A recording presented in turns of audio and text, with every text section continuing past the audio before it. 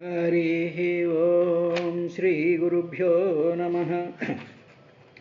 मानितश्यमायमानशरीरदीधितुल्नल्दिक्कुलादीटुకొనग కాంచనమేఖలా కాంతులతోడ కౌశేయచలద్యుతుల్ సెలిమిసేయ లక్ష్మీ సమాయుక్త లలిత వక్షంభున వైజయంతి ప్రభల్వన్యసూప హాటకరత్న కిరీటకోటి ప్రభల్బలార్కరుచులతో మేళమాడ లలిత నీలాభ్రరుచి కుంతలములు తనర ప్రవిమలాత్మీయ దేహజ ప్రభ సరోజ భవ భవామరముఖ్యుల ప్రభలుమాప అఖిల లోకైక గురుడు నారాయణుండు. సలలిత శంఖ చక్ర జలజాత గదా శర చాప ఖడ్గ నిర్మల రుచులున్ సువర్ణ రుచి మన్మణి కంకణ ముద్రికా ప్రభావళులును తేజరిల్లు భుజవర్గము అనర్గళ కాంతియుక్తమై విలసిత కర్ణికార పృథివీరుహముంబురుడింపబిట్టుగన్ సరసోదార సమంచిత దరహాస విలోకనములతగ లోకములం పరితోషమునొందించు పరమోత్సవమొప్ప విశ్వబంధుండగుచున్ మరియును రాజహంస రుచిమద్భ్రమణీకృత తాళవృంత చామరములు వీవగా దివిజమానినులు అచ్చసుధామరీచి విస్ఫురణ సితాతపత్ర రుచి పుంజము దిక్కుల పిక్కటిల్లగా కరివరదుండు వచ్చ శుభగస్తుతి వర్ణ సువర్ణయానుడై ఘనరుచి అట్లు వచ్చిన వికార విదూరు ముకుందు జూచి భోరన నరవిందనందన పురందర చంద్రకళాధరామృతాసనముఖులు అద్ధిలేచి అతి సంభ్రమమొప్ప నమో నమో దయావన నిధయేయటంచు అనివారిణ అనివారణ మృక్కిరి భక్తియుక్తులై. హరి ఓం శ్రీ గురుభ్యో నమః. ఓ విదురా, అలాగా పరమేశ్వరుడి యొక్క అనుగ్రహాన్ని పొంది క్షమాపణ చెప్పిన తరువాత అప్పుడు బ్రహ్మగారి అనుమతిని పొంది గొర్రెపోతు ముఖం కలిగినటువంటి ఆ దక్ష ప్రజాపతి యజ్ఞాన్ని పరిపూర్ణం చేయడం కోసం అని చెప్పి ఉపాధ్యాయులతోనూ ఋత్విక్కులతోనూ అక్కడంతా కూడా సిద్ధం చేయడానికి ఆయన అరేంజ్మెంట్స్ చేస్తూ ఉండేటువంటి సందర్భంలో వైష్ణవం యజ్ఞ సంతత్యై త్రికపాలం ద్విజోత్తమాః పురోడాసం నిరవపన్ వీర సంసర్గశుద్ధయే. అంతకుముందు ఏం జరిగింది? అక్కడంతా కూడా యుద్ధం జరిగింది కదా. యుద్ధంలోనేమో ఆయుధాలు తెగిపోయాయి, రక్తాలు కారిపోయాయి, తర్వాత తలలు తెగిపోయాయి, మొత్తం బిల్డింగ్స్ అంతా యజ్ఞశాలన్నీ కూలిపోయాయి. చాలా భయంకరమైనటువంటి స్థితి ఉంది. కాబట్టి అటువంటిది అదే యజ్ఞశాలలో మళ్ళీ యజ్ఞం చెయ్యాలంటే వీర సంసర్గశుద్ధయే, యుద్ధ వీరులతో నిండిపోయినటువంటి ఆ మొత్తం ఆ కాంప్లెక్స్ అంతటిని కూడా శుద్ధి చెయ్యాలి. శుద్ధి చెయ్యాలి అంటే ఆ శుద్ధి చెయ్యడానికి ఒక పద్ధతి ఒకటి ఉంది. అదేమిటంటే త్రికపాలం పురోడాసం నిరవపన్ వైష్ణవం అనేటువంటి ఒక పద్ధతి ఉంది. అంటే ఏమిటంటే 3 కపాలాల యొక్క ముక్కలు, అంటే 3 ఘటశకలములు, అంటే 3 కుండ పెంకుల్లో పురోడాసం అంటే పిండితో తయారు చేయబడి యజ్ఞానికి హవిస్సు కింద సమర్పించేటువంటి పిండితో మాత్రమే చేయబడతాయి. దాంట్లో ఇంక ఏమీ కలపనటువంటి విధానంతో ఒక పదార్థం ఉంటుంది. ఆ పదార్థంతో చెయ్యాలి. చేసి అదంతా ఏ దేవతని వాటిల్లోకి ఆహ్వానించాలి అంటే వైష్ణవం యజ్ఞ సంతత్యై. అది యజ్ఞం సుసంపన్నం అవడం కోసం మొట్టమొదటి చేయాల్సింది 3 కుండ పెంకుల్లో పురోడాసం పిండితో మాత్రమే తయారు చేయబడినటువంటి ఆ హవిస్సును తయారు చేయాలి. చేసి అది మిగతా ఏ దేవతాపరంగానూ కాకుండా వైష్ణవం విష్ణు సంబంధమైనటువంటి మంత్రాలతో మాత్రమే ఆ హోమం చేసి ఆ ప్రథమ హోమం చేసిన తర్వాత మిగతా శుద్ధి కార్యక్రమం అంతా చేసి ఆ పనంతా కూడా చేసిన తర్వాత అప్పుడు మళ్ళీ ఈ యజ్ఞాన్ని మొదలు పెట్టాలయ్యా, అలా చేస్తూ ఉంటారు అని. ఇక్కడ ఉండేటువంటి అంతరార్థం ఏమిటంటే పెద్దలు చెప్పినటువంటిది, ఈ 3 ఘటశకలాలు అనేటువంటివి ఏమిటంటే 3 వేదాలు. ఆ 3 వేదాలలోనూ కూడా ఏం చేయాలంటే పురోడాసము అనేటువంటి దానికి అర్థం ఏమిటంటే కర్మ చేయడం, తర్వాత శ్వాస, తర్వాత ఏమో వాక్ ద్వారా ప్రాణాయామ క్రియలు చేస్తూ కర్మలు చేస్తూ, అంటే కర్మలు అంటే ఆ యజ్ఞానికి కావలసినటువంటి కర్మలు చేయాలి. దాంట్లో ఈ 3 వేదాలలో ఉండేటువంటి విష్ణు సంబంధమైనటువంటి సూక్తాలని 3 ఘటశకలాలలోనూ పురోడాసము అనేటువంటి హవిస్వరూపమైనటువంటిదంతా కూడా విష్ణువుకి సమర్పణ చేసిన తర్వాత చేయాలి. అప్పుడు శ్రీ మహావిష్ణువు ఏం చేస్తాడు అనేటువంటి విషయాన్ని చెప్తూ, అధ్వర్ణ్యాత్త హవిషా యజమానో విషాంపతే ధియా విశుద్ధయా దధ్యౌ తదా ప్రాదురభూద్ధరి. ఓ విదురా, విషాంపతే అంటే విదురా నువ్వు ఇంద్రియాలను జయించినటువంటి వాడివి నువ్వు.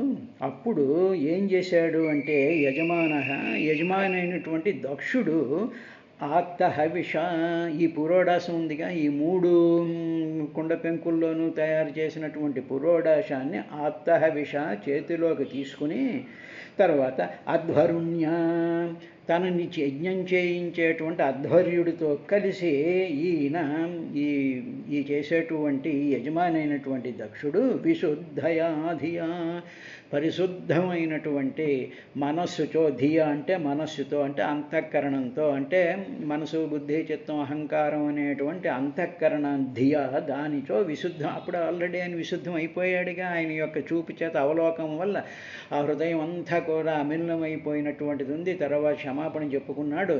తర్వాత తన కూతురైనటువంటి ఆ అమ్మవారిని తలుచుకొని మనసంతా కరిగిపోయినటువంటి ఆ అద్భుతమైనటువంటి స్థితిలో ఉన్నటువంటి విశుద్ధయాధియ ఈ పురోడాసాన్ని ఈ 3టిని కూడా చేతిలో పట్టుకుని ఏం చేశాడంటే ఆయన హరి దధ్యౌ, ఆ శ్రీహరిని ఈయన విష్ణు స్వరూపుడైనటువంటి వాడిని, తర్వాత యజ్ఞస్వరూపుడైనటువంటి వాడిని, యజ్ఞస్వరూపుడు యజ్ఞ ఆత్మ అయినటువంటి వాడు, తానే యజ్ఞం అయినటువంటి వాడు కాబట్టి యజ్ఞాలన్నిట్లోనూ కూడా ఉండేటువంటి వాడు ఎవరు అంటే శ్రీహరి. కాబట్టి ఆ శ్రీహరిని దధ్యౌ ధ్యానం చేశాడయ్యా ఈయన. ఎప్పుడైతే ఈయన ధ్యానం చేశాడో శ్రీహరి ప్రాద్భూత్ అక్కడికి ఆయన ప్రత్యక్షమైపోయాడు. ఆ వచ్చినటువంటి శ్రీహరి ఎలా ఉన్నాడు అనేటువంటి విషయం విదురా చాలా అద్భుతంగా వచ్చాడయ్యా ఆయన తథా స్వప్రభయా తేషాం ద్యోతయంత్యాదిశో దశ ముష్ణంస్తేజ ఉపానీతస్తాక్షేణ స్తోత్రవాజిన. ఆయన ఏమి మామూలుగా నడుచుకుంటూ ఏం రాలేదు. ఆ వస్తూ ఉండేటువంటి శ్రీహరి ఆయన వస్తూ ఉంటే దశ దిశ ద్యోతయంత్యాహ, దశ దిశలు కూడా ద్యోతయంత్యాహ బ్రహ్మాండమైనటువంటి కన్నులు మిరుమిట్లు గొలిపేటువంటి చల్లనైనటువంటి ఒక కాంతి చేత ఆయన వస్తున్నాడు. స్వప్రభయ, ఆ కాంతి అంతా ఎవరిది అంటే స్వప్రభయ తన యొక్క కాంతియే అదన్నమాట. అంటే స్వయం జ్యోతి అంటాం కదా, పరమాత్మ ఎవరంటే స్వయం జ్యోతి అంటే ఆయన జ్యోతిస్వరూపుడైనటువంటి వాడు. కాబట్టి ఆ కాంతి దాన్నే మామూలుగా చెప్పాలి ఆత్మ చైతన్య ప్రకాశాన్నే రూపు కట్టి శ్రీహరి రూపంలో అక్కడికి వస్తున్నాడు అన్నమాట. ఆ వస్తున్నప్పుడు దశ దిశ మొత్తం దిక్కులన్నీ కూడా కాంతితో నిండిపోయింది. నిండిపోయినప్పుడు అక్కడ బ్రహ్మాదులు వీళ్ళందరూ కూడా చూస్తూ ఉన్నారుగా. ఆ చూస్తూ ఉండేటువంటి బ్రహ్మ కానీ, ఈ శివుడు కానీ, తర్వాత ఈ రుద్రులు కానీ, మిగతా వీళ్ళందరూ ఉన్నారు. వీళ్ళందరూ కూడా వాళ్ళకు కూడా కొంత శరీరం కాంతి ఉంటుందిగా, వాళ్ళు తపస్సంపన్నులైనటువంటి వాళ్ళు, ప్రభావంతులైనటువంటి వాళ్ళు ఇండివిజువల్గా చూస్తే వాళ్ళు తేజోవంతులే. కానీ వాళ్ళ యొక్క తేజస్సు తేషాం తేజముష్ణన్, ఆ మొత్తం అక్కడ ఉండేటువంటి తేషాం అక్కడ ఉండేటువంటి బ్రహ్మాదుల యొక్క తేజ మొత్తం తేజస్సు అంతా కూడా ముష్ణన్ హరించుకుపోయింది. ఈ శ్రీహరి తేజంలో అదంతా కూడా వెలవెలబోయింది అన్నట్టు. అంటే ఏమిటన్నమాట, సూర్యరశ్మి వచ్చిందనుకోండి, బ్రహ్మాండంగా ఎండ వచ్చేసింది. భళ్ళుని ఎండ కాసేసిన తర్వాత ఆ ఎండలో మనం ఏవో కొవ్వొత్తులో లేకపోతే చిన్న చిన్న దీపాలో లేకపోతే మిణుగురు పురుగులో తిరుగుతూ ఉంటే అసలు ఏమైనా వాటి యొక్క కాంతి ఉంటుందా? అలా లేనట్టుగా అపహరించేశాడు ముష్ణన్న. ఈ కాంతి వీళ్ళ కాంతి అంతా ఆ కాంతిని, ఆ కాంతిలో అపహరించబడింది. అలాగా ఏమయ్యా విదురుడు అడిగి, స్వామి ఆయన నడిచొస్తున్నాడా అంటే, కాదురా బాబు, ఆయన నడిచి రావటం లేదు, ఆయనని తార్ష్యేణ ఉపానీత. తార్ష్యేణ గరుడు ఆయన్ని తీసుకొస్తున్నాడు ఆయన్ని. సరే బాగానే ఉంది, గరుడు వస్తున్నాడు. గరుడికి ఏముంటాయ్యా, రెక్కలు ఉంటాయి కదా. ఆ రెక్కలు ఎటువంటివంటే స్తోత్రవాజిన బృహత్తు రథంతం అనేటువంటి సామవేద స్తోత్రాలే రెక్కలుగా కలిగినటువంటి వాడు తార్షేణ, గరుడు మీద ఆయన వస్తున్నాడు. అంటే ఏమిటనమాట, శ్రీహరి ఎలా వస్తాడు అంటే గరుడు మీద వస్తాడు. ఆయన వెహికల్ అది అని మామూలుగా అనుకుంటాం. కానీ ఆ వెహికల్ ఏమిటి అంటే వేదంలో చెప్పబడినటువంటి బృహత్ రథంతరం అనేటువంటి సామవేదాలలో ఉండేటువంటి ఆ ప్రభ, ఆ వెలుగు, ఆ మంత్రాలలో ఉండేటువంటి శక్తి, ఆ శక్తి స్వరూపంతో ఆయన వస్తాడు. అంటే ఏంటి, మంత్రవాహుడు, మంత్రములే తన వాహనముగా కలిగినటువంటి వాడు, ప్రభయే తన వాహనముగా కలిగినటువంటి వాడు. అలాగా ఈ రెక్కల మీద బ్రహ్మాండమైనటువంటి తేజస్సుతో ఆయన గరుడు మీద వచ్చాడయ్యా. ఆ వచ్చినటువంటి శ్రీమన్నారాయణుడు ఎలా ఉన్నాడో విదురా, నమస్కారం పెట్టుకో. ఆయన శ్యామో హిరణ్యరసనో అర్క కిరీటజుష్టో నీలాలక భ్రమర మండిత కుండలస్య కంవబ్జ చక్రశరచాప గదాసి చర్మ వ్యగ్రైర్హిరణ్మయ భుజైరిపకర్ణికార. ఆయనకి 8 భుజాలు ఉన్నాయ్యా. ఆ వస్తువు ఉండేటువంటి కాంతి స్వరూపమైనటువంటి వాడుకి 8 భుజాలు ఉన్నాయి. ఆయన మాత్రం శ్యామ, నల్లనైనటువంటి వాడు. తరువాత హిరణ్యరశన, బంగారు మొలతాడు దాని చుట్టూ కట్టినటువంటి ఒక వస్త్రం కలిగినటువంటి వాడు. ఆ వస్త్రాన్ని కట్టుకున్నాడు, దాని మీద బంగారు మొలతాడు కట్టాడు. తరువాత అర్క కిరీటజుష్ట, సూర్యుని వంటి కిరీటం తల మీద పెట్టుకున్నాడు ఆయన. అలాగొక్కసారి చూసేటప్పటికీ నల్లనైనటువంటి ఆ శ్యామవర్ణుడైనటువంటి శ్రీమన్నారాయణుడు 8 భుజాలతో విరాజిల్లుతూ మహత్తరమైనటువంటి కాంతితో వస్తూ ఉంటే ఆయన శిరస్సు మీద సూర్యుడే కిరీటంగా ఉన్నాడా అన్నట్లుగా అర్క కిరీటజుష్ట. అలా వస్తూ ఉండేటప్పటికీ ఆ కిరీటం నుంచి కిందకి జారుతూ ఉండేటువంటి ఆయన యొక్క ముంగురులు ఉన్నాయే, నీల అలక భ్రమర మండిత కుండలాస్య, నల్లనైనటువంటి ముంగురాలు ఉన్నాయి. అలకలు అవి నల్లనైనటువంటి తుమ్మెదల అన్నట్టుగా అలకలు ఇటు అటు ఇటు అటు కదులుతూ ఉంటే ఆయన ముఖం నెమ్మదిగా ఆడిస్తూ ఉండేటప్పటికీ ఆయన మకర కుండలాలు ధరించున్నాడు. ఆ కుండలాలు ఇటు అటు కదులుతూ ఉన్నాయ్యా. కుండలాలు అటువంటి ఆస్య ముఖంతో ఆయన ఉన్నాడు. ఆయనకి 8 చేతులు ఉన్నాయి. 8 చేతుల్లో కంబు అబ్జ చక్ర శర చాప గద అసి చర్మ వ్యగ్రై. ఒక చేతిలో శంఖం ఉంది, ఒక చేతిలో అబ్జం అంటే పద్మం ఉంది, ఇంకొక చేతిలో చక్రం, ఇంకొక చేతిలో బాణం, ఒక చేతిలో చాపం అంటే శరం, ఒక చేతిలో బాణం, ఒక చేతిలో ధనస్సు, తరువాత అసి ఖడ్గం ఉంది, తరువాత డాలు చర్మంతో చేయబడినటువంటి డాలు పట్టుకొని ఉన్నాడు. ఆ భుజాలు ఎలా ఉన్నాయండి, హిరణ్మయ భుజై, బంగారు ఆభరణాలతో భుజాలన్నీ కూడా థళ థళ థళ మెరిసిపోతూ ఉంటే ఆయన కర్ణికారహ ఇవ, కొండగోగు చెట్టులాగా అద్భుతమైనటువంటి శరీరకాంతితో ఆయన దిగాడయ్యా. ఆ దిగినటువంటి శ్రీహరి ఎలా ఉంది ఇంకా అంటే, వక్షస్యధిశ్రితవధూర్వనమాల్యుదారహాసావలోక కలయారమయంశ్చ విశ్వం పార్శ్వభ్రమధ్వజన చమరరాజహంస శ్వేతాతపత్రశశినోపరిరజ్యమానః. వక్షసి, ఆ వక్షస్థలంలో అధిశ్రితవధూ, అధిశ్రిత ఆ వక్షస్థలం మీద అధివసించి ఉన్నది. ఆ వక్షస్థలం మీద కూర్చుని ఉన్నటువంటి లక్ష్మీదేవి ఉందయా అని వక్షస్థలంలో. వనమాలి, అడవి పువ్వుల దండలు ధరించాడు. వనములు అంటే అడవి పువ్వులు, మామూలుగా వనంలో ఉండేటువంటి పూలమాలలు అంటాం. వనమాలి అంటే మామూలుగా తులసి దళాలతో కూడా వనమాలి అంటూ ఉంటారు. అంతేకాకుండా వనమాలి వనములు అంటే నీరు, ప్రాణములని కూడా అర్థం ఉంది. అంటే ఏమిటంటే ప్రాణాలే మాలగా, సమస్త జీవుల యొక్క ప్రాణస్వరూపాలే మాలగా ధరించినటువంటి వాడు. ఉదారహాస అవలోకలయా, ఆ వస్తూ ఉండేటువంటి వాడు చిరునవ్వు నవ్వుతూ ఉన్నాడయ్యా. ఆ నవ్వు ఎలా ఉంది అంటే ఉదారహాస, చాలా ఉదారంగా, ఎంతో ప్రేమగా, ఏం కావాలంటే అవి మీకు ఇచ్చేస్తాను అనేటువంటి ఉదార స్వభావం మనసులోంచి పొంగిపోతూ ఉండేటప్పుడు వచ్చినటువంటి ఆ చిరునవ్వు, అది అవలోకలయ. ఆ చూపులు కానీ, తర్వాత ఒలికించేటువంటి చిరునవ్వులు కానీ చాలా ఉదారంగా ఉన్నాయ్యా.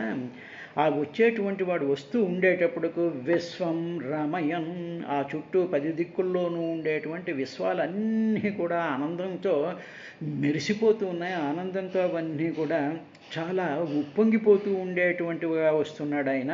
తరువాత ఏం చేస్తున్నాడంటే పార్శ్వభ్రమది వ్యజన చామర రజహంస. తరువాత రెండు పక్కల కూడా కదలాడేటువంటి వింజామరలనేటువంటి రాజహంసలు కలిగినటువంటి వాడు.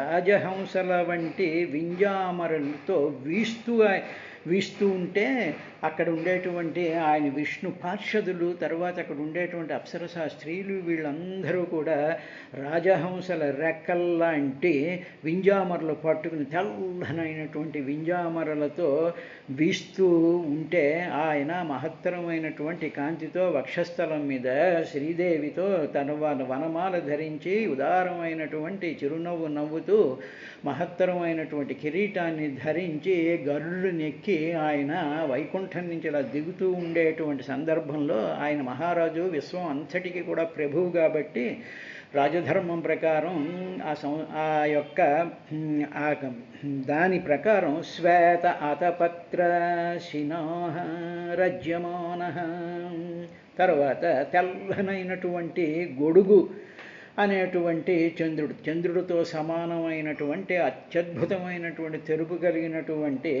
ఒక తెల్లని గొడుగు పైన ఉండగా ఉపరి రజమాన, ఆ గొడుగుని వెనకాల ఎవరో పట్టుకుని వస్తూ ఉంటే ఆ గొడుగు కింద ఈయన వచ్చాడయ్యా, ఈ విధంగా దిగుతూ ఉన్నాడు అనేటువంటి విషయాన్నే పోతన గారు అద్భుతమైనటువంటి పద్యంలో మానిత శమాయమాన శరీర దీధితులు నల్దిక్కుల దీటుకొనగా కాంచన మేఖలా కాంతులతోడ కౌశేయ చలజ్జుతుల్ సెలిమిసేయ లక్ష్మీ సమాయుక్త లలిత వక్షంబున వైజయంతి ప్రభల్ వన్యసూప హాటకరత్న కిరీట కోటి ప్రభల్ బాలార్కరుచులతో మేళమాడ లలిత నీలాభ్రరుచి కుంతలంలుదనర ప్రవిమలాత్మీయ దేహజ ప్రభ సరోజ భవ భవామర ముఖ్యుల ప్రభలమాప అఖిల లోకైక గురుడు నారాయణుండు.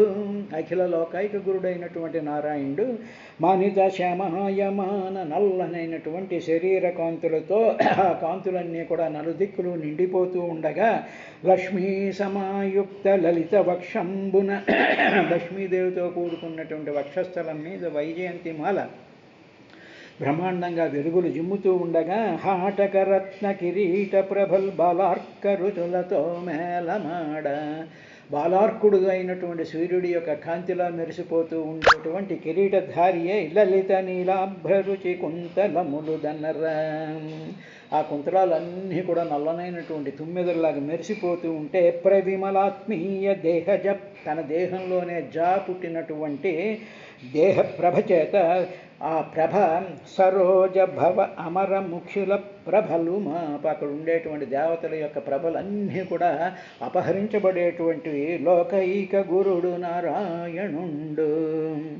ఆ నారాయణుడు ఎలా ఉన్నాడు? సలలిత శంఖ చక్ర జలజాత గదా శర చాప ఖడ్గ నిర్మల రుచులన్ చూడముచ్చటైనటువంటి శంఖం, చక్రం, పద్మం, గద, విల్లములు, ఖడ్గం, తర్వాత ఈ డాలు, వీటిలతో నిర్మల రుచులన్ బ్రహ్మాండమైనటువంటి కాంతుల ఆయుధాలన్నీ వీస్తూ ఉంటే సువర్ణ రుచి మన్మణి కంకణ ముద్రికా ప్రభావళుల్ తేజరిల్ల భుజవర్గము. ఆ మొత్తం భుజాలన్నీ కూడా సువర్ణంతో కూడుకున్నటువంటి కాంతులైనటువంటి మణులతో పొదగబడినటువంటి ఆ ఆభరణాల చేత తేజరిల్ల భుజవర్గము. ఆ మొత్తం 8 భుజాలు కూడా అలా తేజరిల్లుతూ ఉంటే అనర్గళ కాంతియుక్తమై విలసిత కర్ణికార పృథివీరుహమం. అప్పుడే దేహం అంతా కూడా పూచినటువంటి కొండగోగు చెట్టులాగా ఆయన విలసిత కర్ణికార పృథివీరుహమం బురుడింపబెట్టుగన్. పృథివీరుహము అంటే కొండగోగు చెట్టు. ఆ చెట్టులాగా ఆయన వచ్చాడయ్యా. వస్తూ ఉండేటప్పటికీ ఆ చుట్టూ దేవతా స్త్రీలు మరియును రాజహంస రుచి భ్రమణీకృత తాళవృంత చామరములు వివగా, రాజహంసలై తెల్లటి రెక్కలతో ఉండేటువంటి రాజహంసల లాంటి ఆ వింజామరలతో భ్రమణీకృత ఇటు అటు వాళ్ళు ఇలా చాలా అలవోకగా ఆయనకి వీస్తూ ఉంటే తాళవృంత చామరములు వివగా దివిజమానినులు అచ్చ సుధామరీచి విస్ఫురణ సితాతపత్ర రుచి పుంజము దిక్కుల పిక్కటిల్లగా కరివరదుండు వచ్చే సుభగస్తుతి వర్ణ సువర్ణయానుడై. సుభగస్థితి ఆ దేవతా స్త్రీలు అప్సరసులు వాళ్ళు అలాగా చాలా అలవోకగా రాజహంస లాంటి తెల్లనైనటువంటి వింజామరలు వీస్తూ ఉంటే ఆయన సితాతపత్ర రుచి పుంజము తనకి వెనకాల పట్టుకున్నటువంటి తెల్లనైనటువంటి ఆతపత్రం గొడుగు యొక్క కాంతులన్నీ కూడా నలుదిక్కులా కూడా పిక్కటిల్లగా కరివరదుండు వచ్చే, కరివరదుడైనటువంటి ఆ శ్రీమన్నారాయణుడు సుభగస్తుతి వర్ణ సువర్ణయానుడై. ఆ సువర్ణుడైనటువంటి ఆ తార్ష్యుడైనటువంటి గరుడ వాహనం మీద ఆయన వచ్చాడయ్యా అనేసిన తరువాత ఏం జరిగిందో తెలుసా ఓ విదురా? అప్పుడు తత్తేజసాహతరుచ సన్న జిహ్వాశ్వసాధ్వసాః మూర్ధ్నాధృతాంజలిపుటా ఉపతస్థురధోక్షజం. అధోక్షజుడైనటువంటి ఆయనకి తత్తేజస, ఆయన యొక్క తేజస్సు చేత హతరుచ, అక్కడ ఉండేటువంటి దేవతల యొక్క శరీర కాంతులు, వాళ్ళకు ఉండేటువంటి ఆరా, వాళ్ళకు ఉండేటువంటి ప్రభావం అంతా కూడా హతరుచ, అదంతా హరించిపోయేటువంటి కాంతులు, హరించిపోయే ఆ దేవతల యొక్క కాంతులు. తరువాత సన్న జిహ్వాహ, అంతవరకు వాళ్ళు హాహూహ అనేవో కబుర్లు అవి చెప్పుకుంటూ ఉండి ఏదో గందరగోళంగా ఉండేటువంటి స్థితిలో సన్న జిహ్వాహ, వెంటనే వాళ్ళ నోళ్ళన్నీ మూతబడిపోయి ఆశ్చర్యంతో ఎదురుగా వస్తూ ఉండేటువంటి శ్రీమన్నారాయణ్ణి ససాధ్వసాహ, చాలా కంగారు పడుతూ అటు ఇటు కలిపి అబ్బో ఏమిటి వెలుగు ఏమిటి అని చెప్పేసి మిగతా మాటలన్నీ మానేసేసి చాలా కంగారుతో కూడుకున్నటువంటి వాళ్ళందరూ కూడా మూర్ధ్నాధృత అంజలిపుటాహ, ఇంకేం చేయాలో వెంటనే 2 చేతులు శిరస్సు మీద పెట్టి మూర్ధ్న శిరస్సు చేత ధృత అంజలిపుటాహ, శిరస్సు మీద 2 చేతులు పైకి పెట్టి అధోక్షజం ఉపతస్థు, ఆ ఎదురుగా వస్తూ ఉండేటువంటి శ్రీమన్నారాయణ్ణి అధోక్షజుడైనటువంటి ఆ శ్రీమన్నారాయణ్ణి ఉపతస్థు వాళ్ళు స్తుతించారయ్యా అన్నారు. ఇక్కడ అధోక్షజం అనేటువంటి మాటకు ఒకసారి మళ్ళీ మనం అర్థం చేసుకుని ముందుకెళ్దాం. అధోక్షజుడు అంటే అధకృతాని అక్షాణీంద్రియాణి యస్మిన్ కర్మణి తదా జాతః యస్సేంద్రియం ప్రమథితం ప్రమదానశక్త. అంటే ఏమిటి? అధోక్షజుడు అంటే ఏమిటంటే ఇంద్రియములను అధక్కరించినటువంటి వాడు. అంటే ఈ దేవతలకు కానీ మానవులకు కానీ ప్రాణులకు కానీ వీళ్ళందరికీ కూడా దశేంద్రియాలు ఉంటాయి, తర్వాత మనసు ఉంటుంది. వీటితోనే ఈ జీవులందరూ కూడా పరిపాలింపబడుతుంటాయి. ఆ ఇంద్రియాలకి, ఆ మనసుకి, వీటికే నిరంతరము కూడా లొంగిపోయి బాధపడుతూ ఉంటారు. అటువంటి ఇంద్రియాలను అధికరించినటువంటి వాడు అంటే ఆ ఇంద్రియాల చేత పట్టుబడనటువంటి వాడు, వీటితో ఏదో మేము పట్టేసుకుంటాము అంటే లొంగనటువంటి వాడు అని ఒక అర్థం. తరువాత అధకృత అక్షజం ఇంద్రజన్య జ్ఞానం ఏనేతి. తర్వాత ఏమవుతుంది, మనలాంటి మానవులకి, సాధకులకి, భక్తులకి, మిగతా వాళ్ళందరూ కూడా ఏమిటంటే వాళ్ళ ఇంద్రియాలు ప్రకోపిస్తూ ఉండేటప్పుడు ఆ ఇంద్రియాల ద్వారా వాళ్ళకి కొంత జ్ఞానం వస్తూ ఉంటుంది. ఆ జ్ఞానం అసలైనటువంటి జ్ఞానం కాదురా బాబు అని చెప్పి ఇంద్రియజన్యమైనటువంటి జ్ఞానం కాకుండా మహోత్కరమైనటువంటి జ్ఞానాన్ని ఇచ్చేటువంటి వాడు అధోక్షజుడు. తర్వాత అధోక్షజుడు అనేటువంటి ఇంకొక అర్థం ఏమిటంటే అధోక్షాణం జితేంద్రియాణం జాయతే ప్రత్యక్షీభవతీతివా అధోక్షజ. ఈయన ఎవరికి ప్రత్యక్షం అవుతాడు, ఎవరికి అనుభవంలోకి వస్తాడు అంటే జితేంద్రియులకు ప్రత్యక్షం అయ్యేటువంటి వాడు. అంటే ఇప్పుడు అధోక్షజ రూపంలో ఉపతస్థురధోక్షజం, అక్కడ ఉండేటువంటి వాళ్ళందరూ కూడా ఆ అధోక్షజుణ్ణి ఉపస్థితు వాళ్ళందరూ ప్రార్థించారయ్యా అన్నాడు. అయిన తర్వాత రేపటి కార్యక్రమంలో ఏమైంది అనేటువంటి విశేషాన్ని చూద్దాం.